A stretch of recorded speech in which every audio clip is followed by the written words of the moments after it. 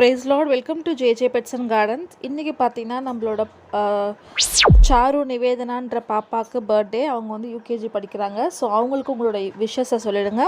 இன்றைக்கி கண்டுபிடியில் என்ன செடி வந்திருக்குன்னு பாருங்கள். இந்த செடி வந்து இலைகள் ரவுண்டாக இருக்குது. இது என்ன பேருன்னு உங்களுக்கு தெரிஞ்சால் கமெண்ட் பண்ணுங்கள்.